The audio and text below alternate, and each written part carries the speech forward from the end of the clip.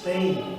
So in Spain, under Muslim control, there were huge cities with hospitals, with a society that was that there were Muslims flourished, and also Jews lived as neighbors and flourished also together in the society in Spain.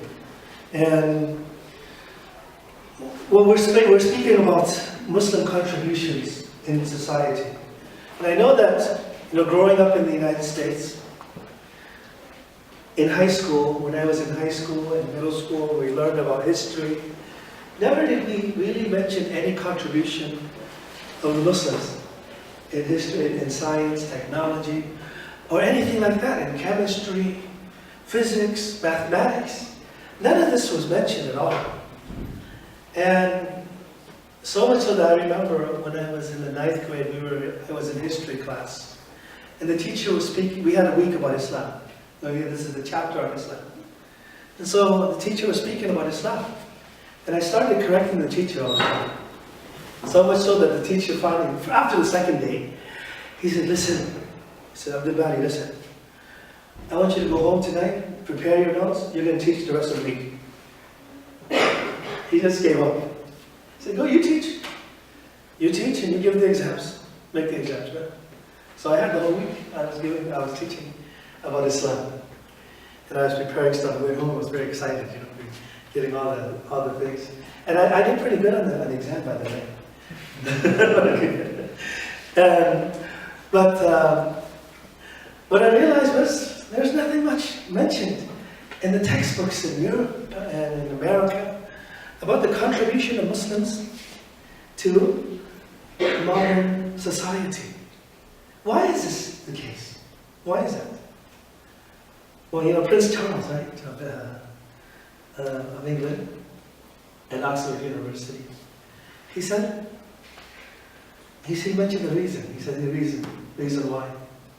He said the reason is because we have tended to see Islam as the enemy of the West. As an alien culture, society and system of belief, we have tended to ignore or erase its great relevance to our own history. And so, this is what he mentioned as one of the reasons. Now, I'm going to mention, first of all, some of the inventions and some of the things that the Muslims contributed to society. And then I'm going to mention why. What is the difference? Why did the Muslims prosper when they were practicing Islam? But then in Europe, religion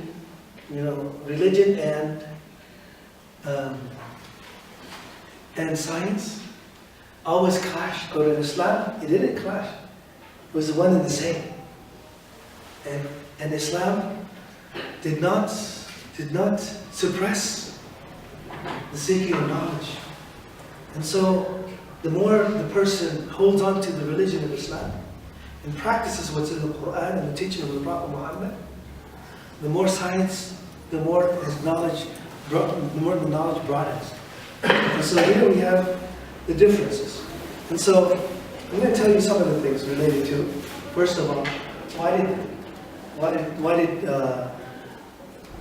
the development and the advancement of technology and science and so forth start amongst the Muslims, and how did it occur? And so how did Islam build a civilization that the West right now that we have is built upon?